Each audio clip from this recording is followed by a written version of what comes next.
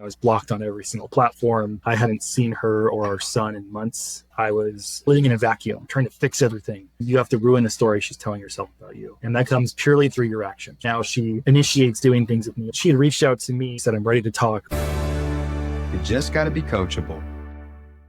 Men, the admission for today's video is only one thing. If you're trying to save your marriage and you want to know how to do it, press that like button, but more importantly for you, press the subscribe button and change the settings to all. I don't want you to miss one single video that could actually help you save your marriage. Dylan, thank you for coming on today. Let's just start with your story. Where were you whenever you joined the Divorce Stoppers program, and what had you tried before joining the program? When I joined the program, it was, I think, late February, early March of this year, 2025. I was in the middle of still being the subject of a restraining order from December with my wife. She had actually gotten me arrested at gunpoint the day after an argument we had. That I was under the impression was reconciled. I hadn't seen her or our son in months. I was trying to frantically figure out, how do I go on a journey to repair the marriage in a way that was going to be sustainable, because everything I had tried before that was working on the relationship, trying to be, a man that made her happy. I was trying to be selfless. I was making covert contracts. She had major confirmation bias, and I was desperately searching for a solution because I had looked at so many different YouTube channels, and I had known that my wife had confirmation bias, because it's like you say, and I've lived through this. It's not about the 100 things you do right, it's the one thing you do wrong. And that was exactly what was going on with my wife's head. It had completely led to me succumbing to her emotional leadership. And that caused our relationship to just kind of toss and tumble from all of her emotional volatility. So when I found the program, I had been looking into a lot of other coaches online, but I didn't really quite feel like anyone had the exact phrasing or terminology that I felt applied to my situation until I stumbled across your videos. And then when you started talking about the psychology behind the confirmation bias and how to stop the train and turn it around, that was when I was like, this is what I need to do. Yeah, that's interesting that you say that. Let me ask you a question, because I honestly do not know the answer to this, so I'm going to learn something. I do not watch other creators that are in this niche. I don't watch their content on purpose because I don't want it to influence me. And that might be foolish, because I'm sure there's value that they could add to even help me grow. And I do pursue growth even in this area constantly. I sign up for leadership programs, and my biggest expense in my life outside of donations is continued education. But I on purpose don't watch people on YouTube in this niche, because I did that a few years ago and it influenced my content a little bit. And I don't want that to happen. Do other creators on YouTube actually use the word or talk about confirmation bias? None of the ones that I watched did. They all kind of take different angles. But a lot of them, I think you point this out too, they kind of really preach no contact. Yeah. Which to me, I was like, I'm already doing no contact forcefully. So it's not like that's helping me out at all. So, none of the ones that I saw talk about it. A lot of them talk about things like staying in your frame, being in your masculine, weathering her emotional storms, those types of things. But I think those are kind of common threads that you'll see through any coach that actually gets results. But I think that for me, really kind of looking at it from the context of confirmation bias was the real game changer for me, of understanding how to break it from all of your knowledge and understanding and wisdom. To me, that was the real thing that drew me in. And then as I got in the program and started really following it consistently, I remember you told me, where you're at right now, start with section 5, victor mindset, and then section 7, which is season of the rock in the desert. Right. And I had to really sit there and digest those before actually starting, quote unquote, the program. So it was extremely helpful, but it was the right thing that I needed at the time. And I think that's why I had a mentality that gets a lot of positive feedback from other men in the Iron Sharpens Iron group. Yeah, correct me if I'm wrong. And it's okay if you would think that I'm wrong. I'm completely okay with that. But the intentions, when we set this program up, the program is 11 years old. The version of it that we're teaching today, because I've enhanced it and made it better and better and better, is, I guess, going on 4 years old. One of the things that when we set it up is, I truly believe that in the 14 steps that we walk you through of reconciliation, that that's all that's needed in restoration. To date, I've never seen somebody actually complete do and process all 14 steps and continue taking the coaching, that it didn't work to restore their marriage. I've not even seen that once. I'm not saying I won't, but so far I haven't. And I think one of the reasons for that is because if you combine the steps with the live coaching and then the understanding, I like to call the coup, the knowledge, understanding, and the wisdom around that, as a student, you're a real person. You're interacting with another real person. And at that moment, you're trying to reattract them back. And today you might be like majority of students in step one. But in your situation, like what you're pointing out, we pivoted from the beginning and took you further into the program because of the reality of where you were, where your wife was, where the restraining order was, all of those different variables. It made sense for you to still do the 14 steps, but we didn't do them in order. Well, how do we know that? We speak to you. We do live coaching. Yep. And that's a big deal, right? Because I couldn't text her. So I had to figure out, and the first thing I had to do was adopt that victor mindset of, I'm not a victim. I'm going to hold myself accountable, and I'm going to go through this, and I'm going to know that I'm going to get to my goal. I don't care how long it takes. I don't care how many obstacles I have to get there, but I'm going to make it happen. Yeah. And for anybody listening to this video, please do not fall into the assumption, because we are not trying to mislead you into believing that if you have zero communication, that the marriage can be restored. But there are some things that you can do to increase your chances of changing that, to start communicating. I totally understand the restraining order and being arrested. I have a criminal record myself. The only three times that I can remember anyway that I've ever been arrested was for violating restraining orders that I had never been served with. And they were in 3 different counties. So I would get arrested in my own home in my little town where I was living at the time. And then I would be transported to another county's detention for violating restraining orders that I had never been served with.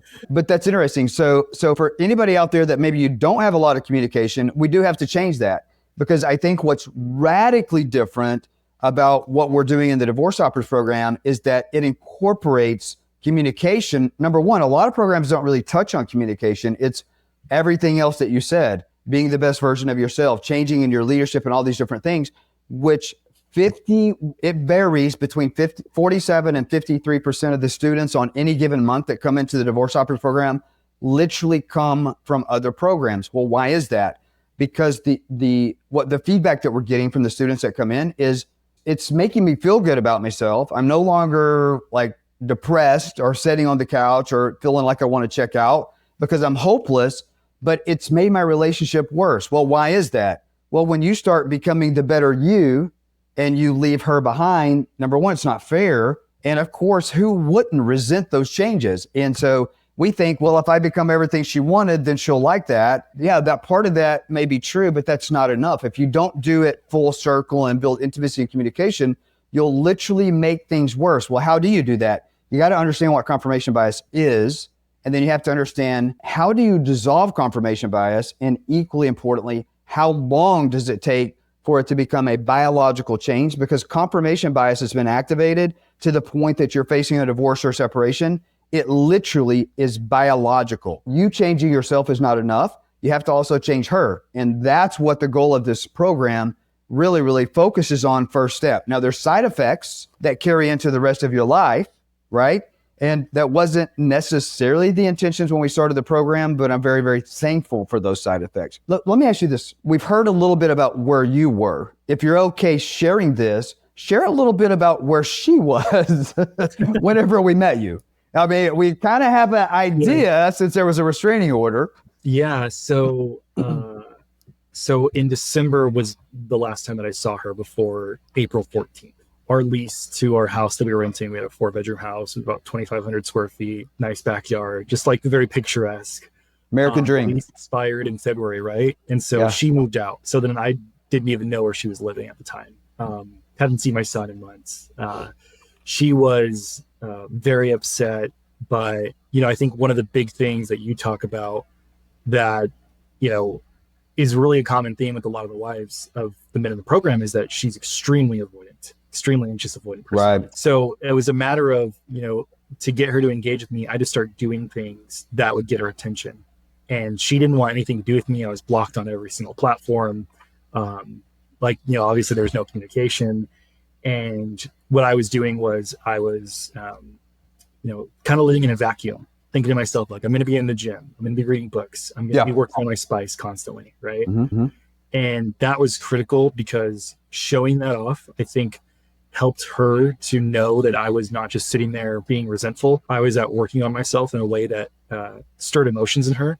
Yeah. And those emotions caused her to reach out to me the day before, or the Friday before the Monday of our hearing for the full-blown actual restraining order, because it kept getting kicked down the road. Mm-hmm. So we didn't actually have the hearing to enforce a permanent restraining order, but we had a temporary one that was just carried on from hearing to hearing, from constant rescheduling for months. Right.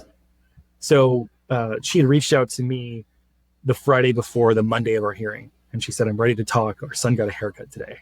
And then that was how we restarted communication. And I'll say that the first 5 or 6 times we interacted, both at the courthouse after the hearing was done, we just did a stipulation contract to allow us to communicate again, and we dropped the restraining order. We were just basically, I was trying to be PPP with her, positive, polite, and playful, and she was just so mad. She was yelling at me almost every time we interacted, and I just kept my cool, stayed grounded. I put a good name on all of her bad stuff. I think that was really indicative of where she was at. She was not in a place where she wanted to be on good terms with me, to do anything with me, nothing like that. And now it's drastically different. So for anybody that's listening to this video, I want to provide some value here. I want to give you like a little mini coaching. And Dylan, if you're okay, patient, why just spend 10 seconds doing that. So for a lot of you right now, if you're watching this video and your wife has a restraining order, or she's cut off all communication and she's blocked you, that was exactly where Dylan was. And of course, communication, you've got to have communication to restore. You can't just restore not talking to somebody. But one of the things, if you'll hear what he's saying, he's telling you how to take the first step without even coming into the Divorce Shoppers program. He's literally telling you, hey, the way that you get her to want to communicate is align your actions with your goals instead of align your actions with your feelings. So today you might be feeling like, I just want to lay on the couch and eat Cheetos, or maybe like you might be where I was at. I just want to lay on the couch and feel sorry for myself and have thoughts of checking out and not eat anything and lose 40 pounds in 3 weeks because I was just so freaking depressed. Well, all that's going to do is confirm the story that she's telling herself and the enemies of the marriage is that you're a low value man, that that you're not doing a take action guy to what that's confirming for her. If you're laying there depressed and miserable and you're not taking some of the action steps like what Dylan just described that he took, which actually prompted her to reach out to him to communicate, even though for all intents and purposes, she literally had him blocked to the point that it was a by law blocked. He was legally blocked with a restraining order. Well, if he would have aligned his actions with his feelings instead of doing what we teach in the program, he would have laid up on the couch, miserable, lonely, and depressed. And so what that tells her, if you're doing that, is it tells her that I'm literally, as a woman, responsible for his happiness. And it's screaming selfish, selfish, selfish. Don't you want to come back to me so I can put the pressure on you to keep me happy? No fucking woman on the face of the earth wants to do that. They're not going to do that. But what do you feel like doing that? Especially now you're mad, you're pissed off, you're hurt because you got arrested for violating a restraining order. Now you got the courts involved and all this drama that comes with that. And of course, it's very easy to align your actions with your feelings because nobody's going to feel great about any of that.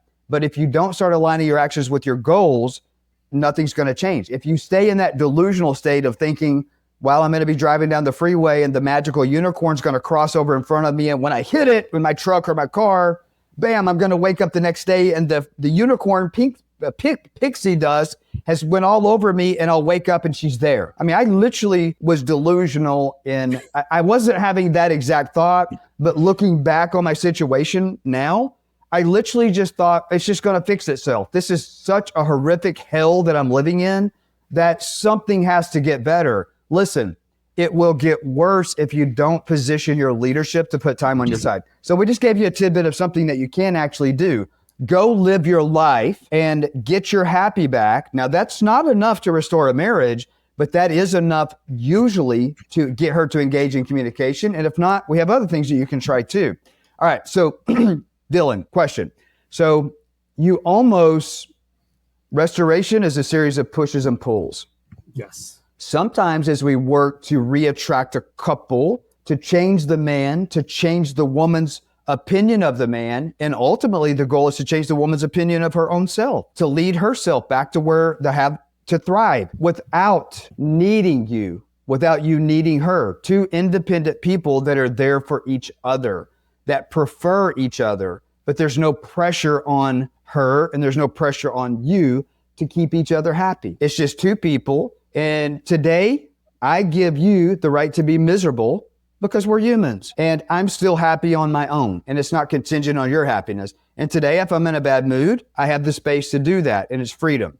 In other words, so in the program, I teach it's okay if you really want your wife to blossom and bloom and thrive and be your helpmate and you be her helper and you guys help each other, back off and give her permission to fail, fall, and fuck up, the 3 Fs. Because that's how she learns to mature. For a lot of you, if you're watching this video right now, if you would say that your wife has ever said, I feel like your child. I can't be around you. I don't feel like I'm free when I'm with you. I feel suffocated. It's because you have probably with good intentions and love come in to try to fix things, fix her and protect her, but you haven't given her the right to adult. So that's why she might be using words like you're controlling or you're a narcissist and you're too close to your situation to see it. So Dylan, Yes. restraining order in place. Separated physically was the D word being used. A lot of you thinking, well, I've got to become the best version of myself if I want my marriage restored. I've got to go change. I've got to go do everything differently. All the stuff that she told me of the reasons she wants out of the marriage, I've got to go change those things. If you've already done all of that, but it hasn't worked, put that in the comments if that's you. Have you become the man that she said she's always wanted, but it's not enough? Maybe you were an alcoholic. Maybe you were a controlling narcissist. Maybe you were a psychopath. Maybe you were verbally abusive. Maybe you weren't intimate with her. Maybe you didn't value her opinion. But now all of a sudden, you do all of those things, but it still hasn't worked. Here's the question. Put in the comments if you have realized that that's not enough. You changing is a beautiful thing, and that's probably a requirement. Yeah. But it's not going to be enough to save the marriage if she has confirmation bias. Yeah. You've got to lead her to change. So Dylan, Yes. restraining order in place. Separated physically was the D word being used. Oh, absolutely. In fact, she filed early March, 2 weeks after one of our hearings that got postponed. Wow, I didn't realize that, I don't think. How did you respond to that emotionally when you found out that the divorce was filed, when she wanted a divorce? Oh man, it felt like the earth beneath my feet had been pulled out from under me for a second time. The first being the arrest and the restraining order. The second being that seeing that happen was jarring.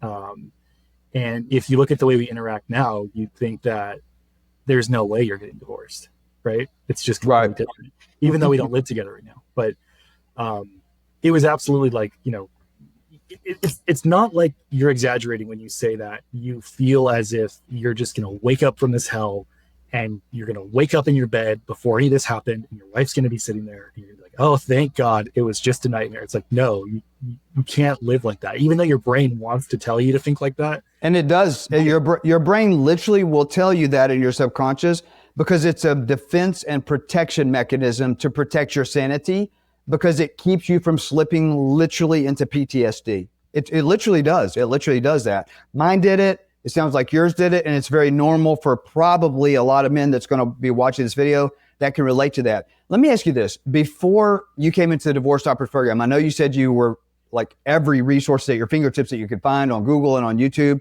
You were looking at those different coaches. You were trying to find those golden nuggets of something that was real that you could actually do to like change her mind, change yourself. Did you guys together and individually try to fix their marriage before you found us? Oh man. So we had gone to couples counseling in early 2024. And then for a good chunk of 2024, things seemed pretty good. Then, we had an argument in September and she had demanded that I go back to couples counseling with her. And I had to go on a business trip to go see a huge customer of mine up north. I told her I can't go until I'm back. So about a week later, after I get back from my business trip, we do our counseling appointment with the same counselor. I came in and, I think you point this out really, really eloquently. You can't fix the relationship by talking about the problems. And we came in and I said, here's my perspective on the problems. Here's how I kind of view our situation. I looked at my wife and I said, your turn to speak. And she just started screaming so much that we literally got our couples counselor quit on us.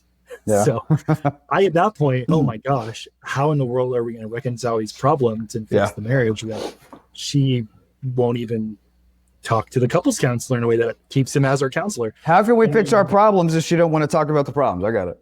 Exactly, right? And I always thought, communication, but with her being that was never the answer, right? It's so, everything's so counterintuitive, but when it works, it really, really works. And, those next 3 months, it was just this constant, like me trying to work on the relationship, trying to fix everything, trying to make her happy, prioritize her happiness over me and my goals and my ambitions. And that was really something that just progressively made it worse over time. Right. So we had tried a lot of things individually, together. Obviously that failed. She had a counselor that called her out on her behavior a little bit, and then she quit that counselor.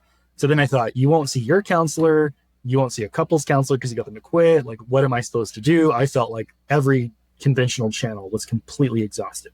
Yeah. Completely exhausted. I would go so far as to say that 999 times that if a wife has a counselor, particularly on her own, that counselor will literally become an enemy of the marriage. Now, if you're one of my students, I position you how to go with the counselor, and we use the counselor. But I majored in psychology in school, and I very quickly realized that this is not going to work to help couples, because what I was learning in my education at the university on how do you fix PTSD with somebody, yeah, that works.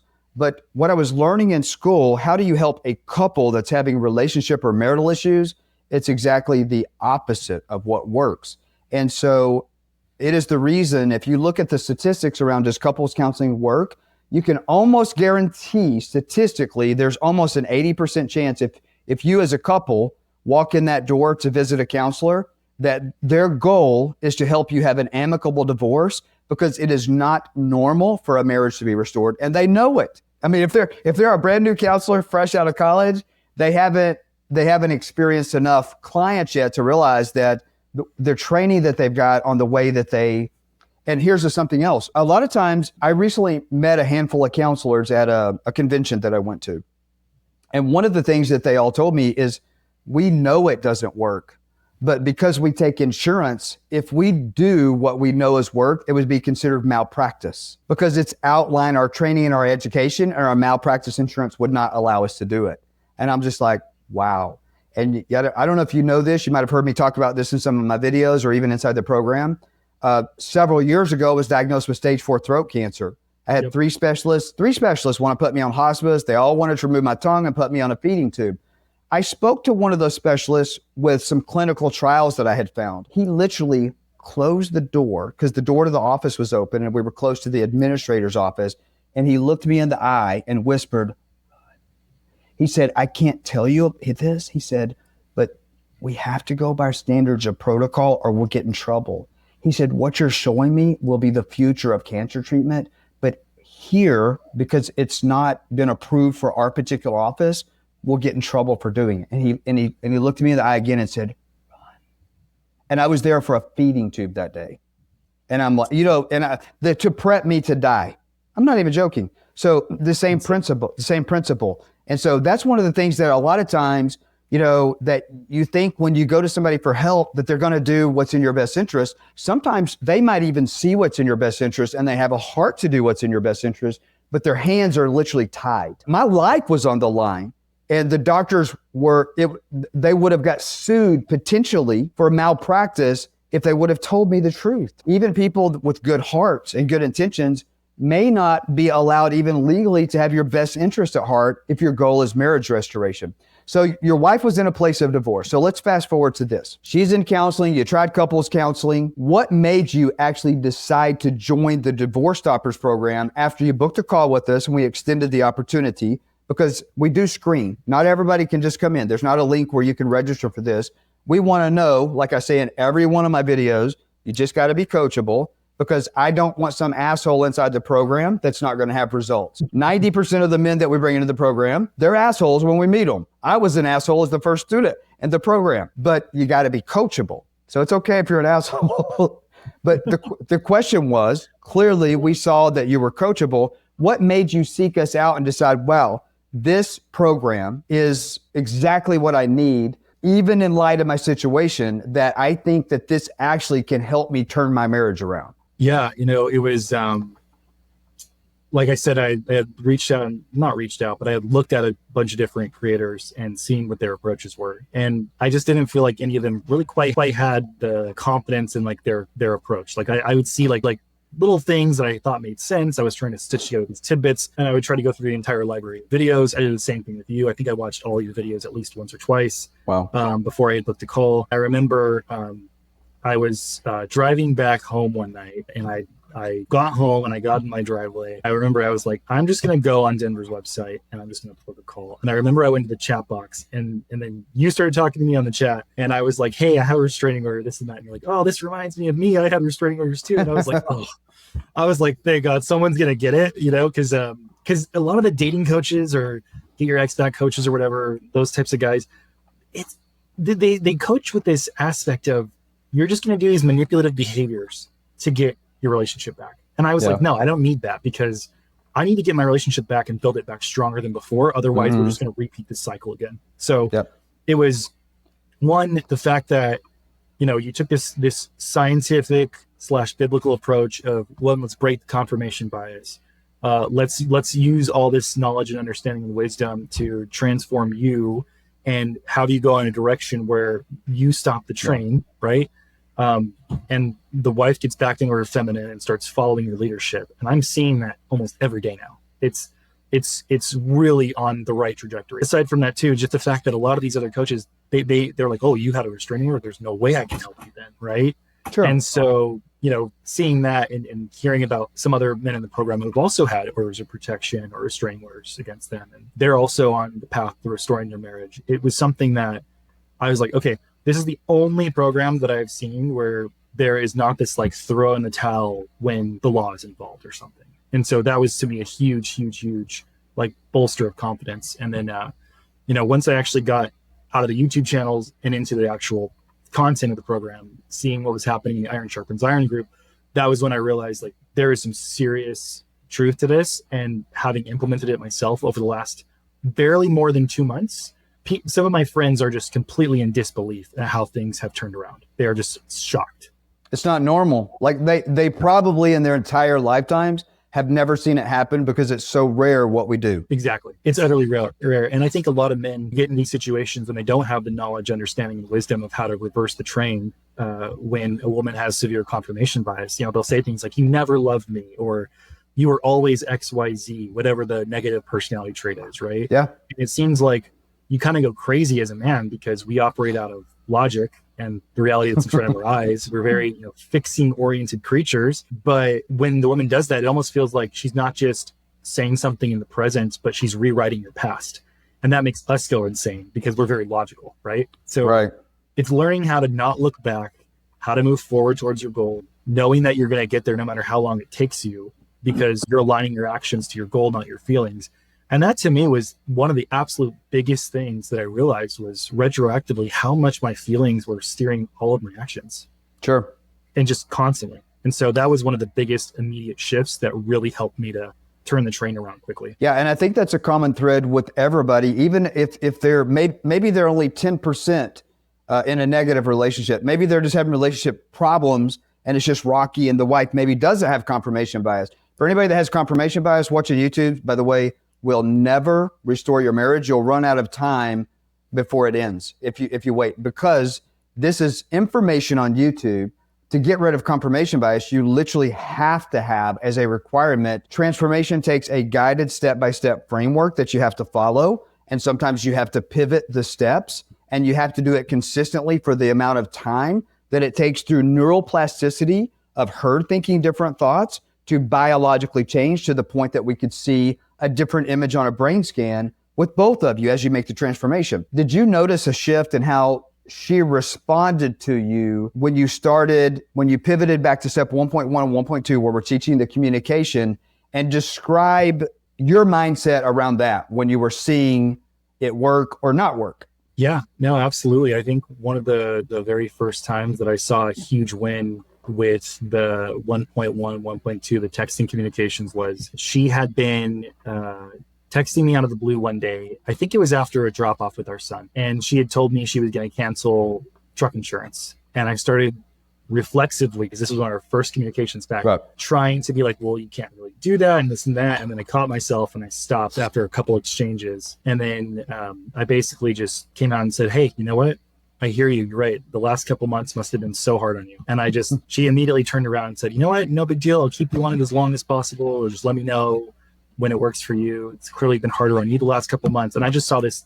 I've never seen her do a 180 that fast in my life by just positively agreeing with her negative feelings. I was just floored. And then that was what really made me feel like we were off to the races. Like I was like, okay, now that we're actually implementing this, it was the best boost of confidence. We turned that around. Of course it is. And so that's what I like to say that's really different about what we're doing here. Is my goal to make you feel all gushy and mushy inside? Yes, it is. It is. It actually is. If you're depressed and you're emotional and you've given up hope, yes, I immediately want to change that. But how do I do that? Not by helping you feel bigger about your biceps, not by adding 3 inches to your manhood. The way that we want to do that is very quickly show you results that the train has turned around and you're heading back to restoration. And that's the number one goal. The rest of it's beautiful. And yes, we do those things too. And it makes sense to do those things, but not only those things, because it leaves her behind and it doesn't change her. If she doesn't change, what good is that for the relationship? And if it's all about actually creating intimacy and truly caring about another person that you want restored, doesn't it make sense to not leave the woman that you love in the weeds, miserable, pissed off, and angry? And the good thing is, what would you say to a guy right now that's saying they're talking about communication, but in the past 2 months, the only thing she'll talk to me about is the kids or the bills? Can we use that? Absolutely. And I think for a lot of people in these situations, I don't think they realize that they're trying to leverage those as ways to work on the relationship. But what they should be thinking about doing is taking those logistics, or for us, for example, I kind of mapped out, like, what are the things I can talk to her about? One, our son, logistics. Maybe I can get her to open up about work, which she does to me now. Maybe I can get her to talk about her personal life, which she's starting to. Maybe I can get her to talk about her mental and physical health and her emotions. She's starting to do that as well. And then when she feels safe talking about all these things, she'll be willing to talk about the relationship on her terms. Yeah. But the way I look at it is, and I think you do such an amazing job of teaching this, is you got to take even the slightest bland, neutral logistics, whatever communication it is, and you have to make her feel like communicating with you is a reward. You see into her. She knows that she comes to you with, hey, this bill needs to get paid. And then you say, hey, I can see it's stressing you out. Like, I'm going to take care of this XYZ, right? It's just something as simple as that. But I feel like when I learned how to really stop just talking back and forth neutrally and start seeing her with even the most neutral, short, curt text that I would get from her, it took a little bit of time, but once the ball starts rolling, it rolls faster and faster and faster. And now she initiates doing things with me. Like yesterday, we walked into Costco with our son and we were sitting there hanging out and he was eating pizza and we were like laughing and joking around with each other at the table, eating the Costco pizza. So just the way things change, it advances really quickly, especially once you break the confirmation bias. Yeah, I love that. And for a lot of people may not even recognize, we're kind of giving all of you that are watching this almost like a coaching session. So what he's describing, PPP. So PPP is the opposite of CCC. So what is CCC? You stop complaining, condemning, or criticizing. Get rid of that. You replace it with positive, polite, and playful. And while that's beautiful, positive, polite, and playful will get you intimately connected with an emotional affair. It'll get you to start having the ability to position yourself to become best friends again. But then we have to position, so it's not just PPP, because we have got to very quickly also lead the relationship to sexual passion, because we don't want to get stuck in the friend zone. So then our goal changes over to hang out, have fun, and eventually hook up. And so I'm crassly saying that for the sake of speed, but that is the goal, because a relationship, a marriage, it has to have all of those things. Well, how do you lead to hang out, have fun, and hook up? You talk about a bill. You talk about something logistic. And even around the smallest thing, you can build intimacy to make a woman feel heard, seen, and valued. And for her, this is what I like to say when I say, men typically just need, well, always, if you're not one of my students, if you're one of my students, we change that. But for all men, before they become a student in the program, They just need a place to have sex. Women always need a reason. And when you're talking about a light bill, you can literally make her feel heard, valued, and seen and build intimacy to make her feel safe to be emotionally penetrated. And when a woman is feeling safe enough to be emotionally penetrated, the next natural course of action, if you understand how to navigate those waters to passion, is physical penetration. And I don't actually mean that to be crass. I'm a very crass teacher about everything. I wouldn't necessarily agree with your statement that I do anything eloquent, because the goal is the fastest way is the best way. And so I always relate the marriage restoration to money. And one of my favorite sayings around money is money loves speed. And there's nothing wrong with speeding things up. Now, you also probably heard me say this a million times. To speed things up, we've got to slow down. And that does make sense. It doesn't really contradict itself, but I know as a student. So what he's saying is something else. When you stop defending yourself, she'll start defending you. When a woman's defending you, she's on your side because you've raised the white flag. Peace is starting to exist. Intimacy can never be built until there's peace. So he literally just gave you an example of how to do that. If you need more, you might want to book a call with us and we'll do a strategy session to see if we can do that for you. Where's your relationship now compared to where you started? I have another free resource that you can take advantage of right now. My video editor is putting the QR code and the website for this. It's called our free marriage U-turn masterclass. You can register for that right now. Now listen, this week we only have a limited number of spots for my live free marriage U-turn masterclass. What I want you to do right now is pause this video and scan the QR code that my video editor is putting on the website. If you're watching this on your cell phone, you can go to the comment section and click on the link, or simply type in the website that's on the screen, which is denvergriffin.com/masterclass. Right now, pause the video, go register for that, and then come back and I'm going to give you a second free resource. Where's your relationship now compared to where you started? Oh my gosh, it's completely different. She initiates FaceTime calls to me over simple things. Like earlier this week, she FaceTime called me just to tell me that our son was calling Fruit Loops loop-de-loops. She invited me this morning to take our son to school because she was dropping her grandma off for a very minor surgery at a surgery center. So I saw her and her grandma, and I took our son to school this morning, and I texted her and I was like, hey, do you want a nice latte? And she said, yeah, that'd be great. So we're doing that. Actually, yesterday when we were at our Costco exchange with our son, she actually looked at me and reached out and grabbed my hand and then said, oh, I'll take these napkins. But she used me holding the napkins as an excuse to touch my hand because she didn't have to take the napkins. No, of course not. Yeah, but it's like, there's been things like that. Or like a week ago or so, I looked at her and I was like, oh, there's a bug in your hair. And then I went and brushed her hair, and then she like leaned her head in while I did it. And so we're seeing like these behaviors that, if you on paper were to say what had been going on, you'd think there's no way in hell that would ever happen again. No. There's no way she's going to let you touch her hair or reach out and touch you, but she's doing those things of her own will. And it's amazing because she is starting to defer to my leadership. She is starting to be warm. It's almost like when we interact with each other now, I get this sense that she's in her head trying to figure out how to reconcile what's going on in front of her with her confirmation bias that might be lingering left, even though I think we've pretty much broken it. Yep. And it's crazy to think about because I couldn't have imagined this 3 or 4 months ago.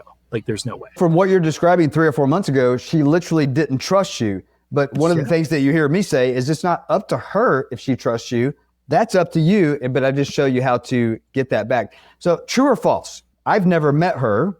She's never taken a module in the program, and she's never been on one of our coaching calls. True or false? Very true. But it sounds like from what you're describing, she has radically changed and becoming a happier, friendlier, more fulfilled, and better version of herself. So would you say that your changes have contributed to helping her with that and leading her to become the best her? Absolutely. Yeah. I think that the biggest takeaway from watching her change over the last couple months has been because my emotional leadership is very stable. I am the one that she can yell at, she can do whatever, she can be sad, she can be stressed, and it doesn't matter. I'm just very stable and I don't react to her, and I reward her for sharing her feelings with me.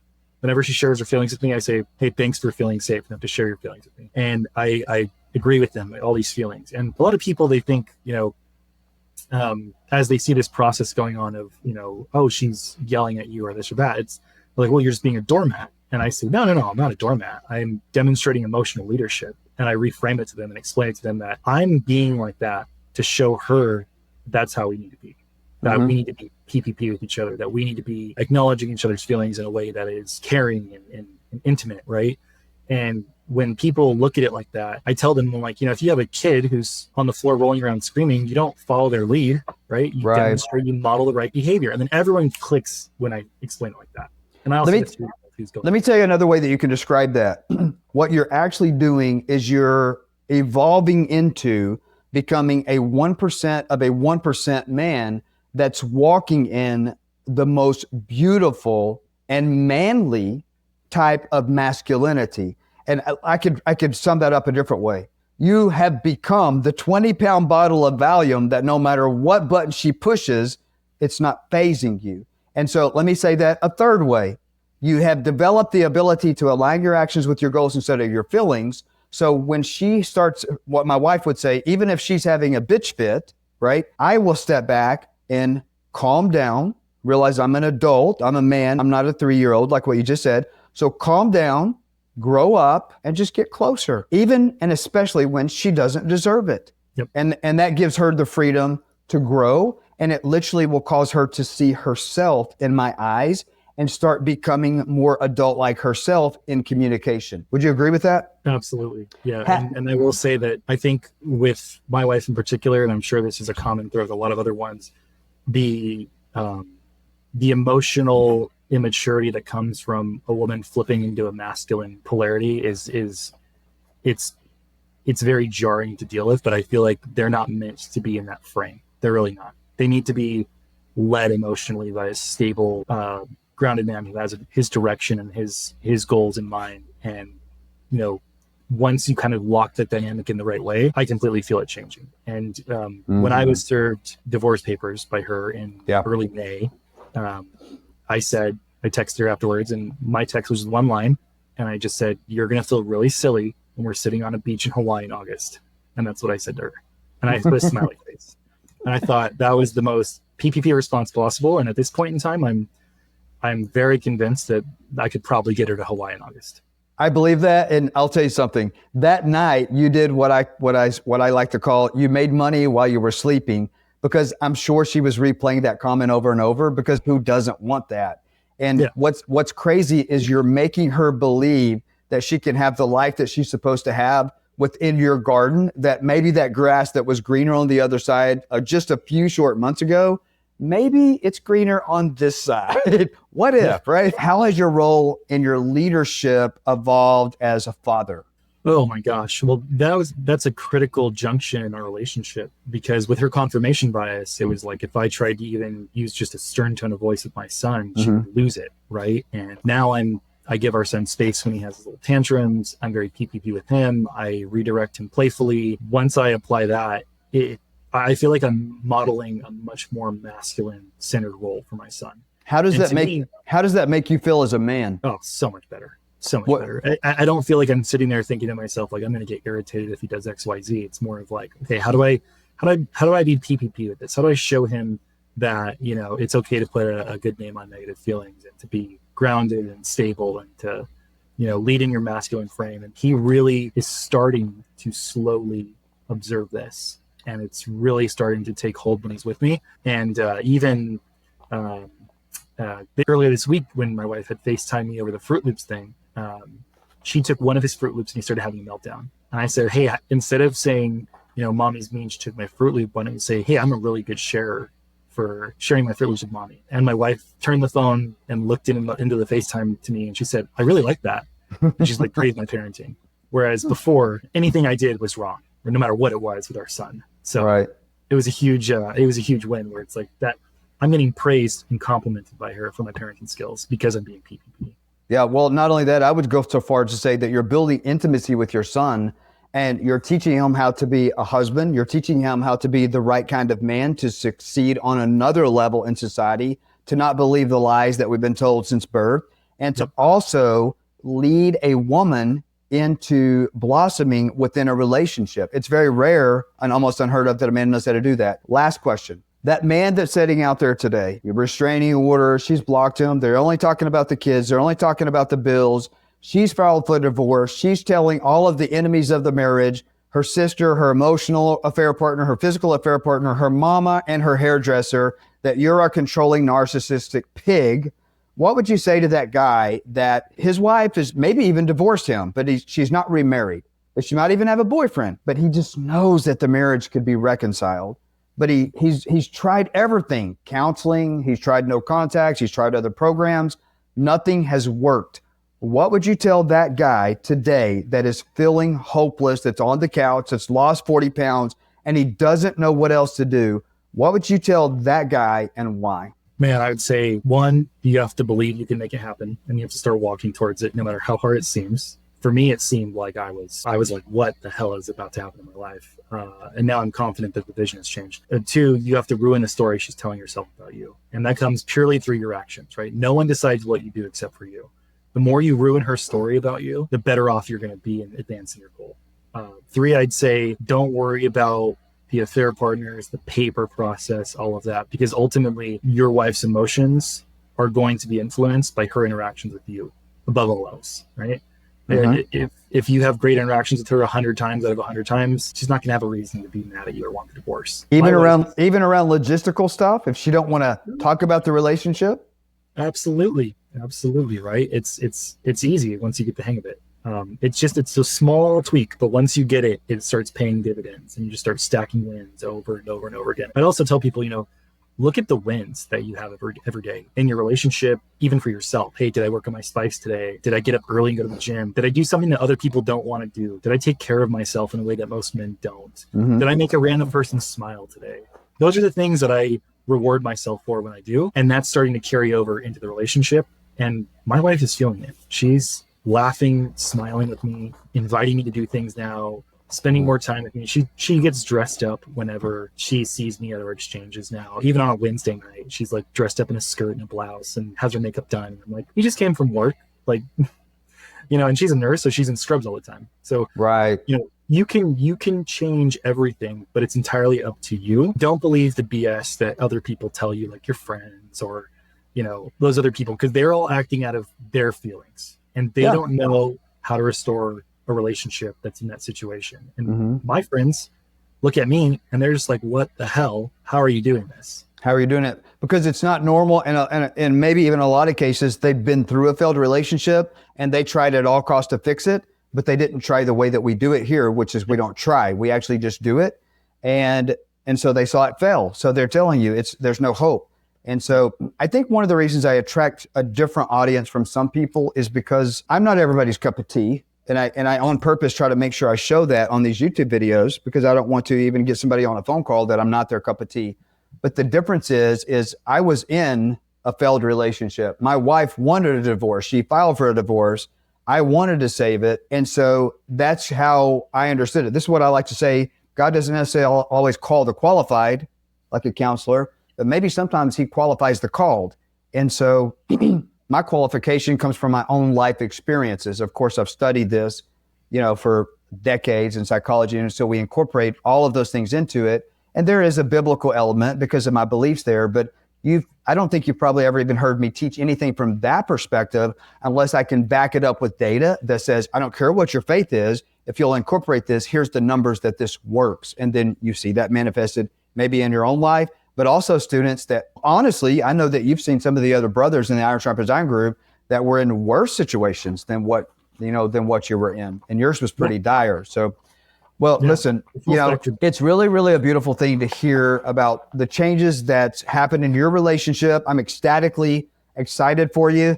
And don't take offense to this. I think I'm more excited for the mom of your child and also for your son, because for me, truly, my heart, this is my ministry, I like to call it, that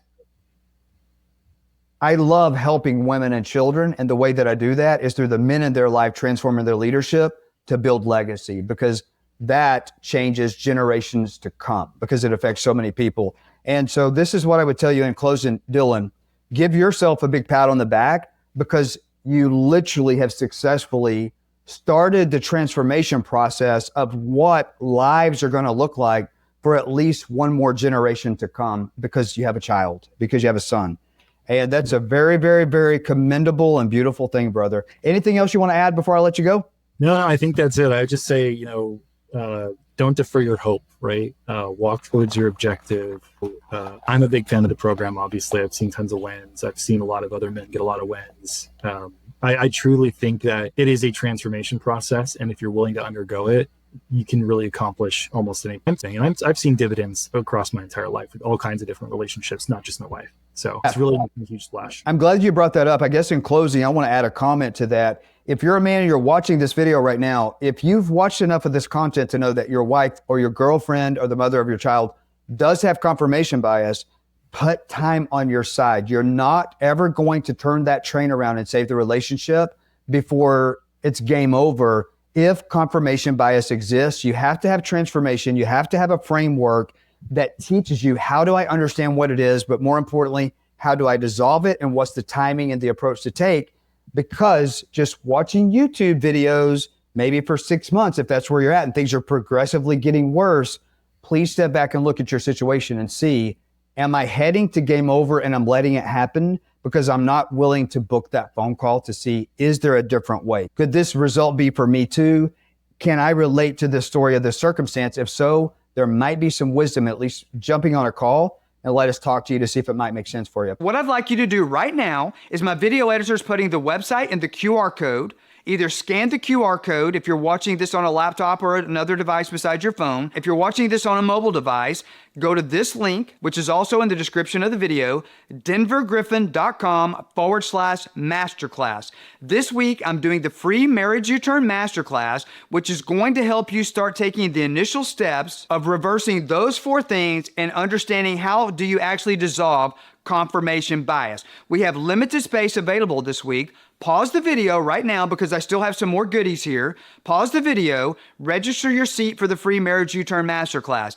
If you go to register and it says there's no seats available, screenshot the QR code in the website and check back every few hours or every couple of days, and a seat will eventually open up. And again, if you can relate to anything that I just discussed in this video, and if you feel like I'm inside your head, guess what? The reason that you probably feel like I'm inside your head is because I literally was in these exact shoes, and I took my marriage when I was facing an unwanted divorce. I was living in Puerto Rico. I was physically separated from my wife. We were 2,000 miles separated. She was back in Arkansas, had filed a petition for divorce, and she was not having it. She had classic confirmation bias, and I was dealing with all of the things that I'm talking about in this video.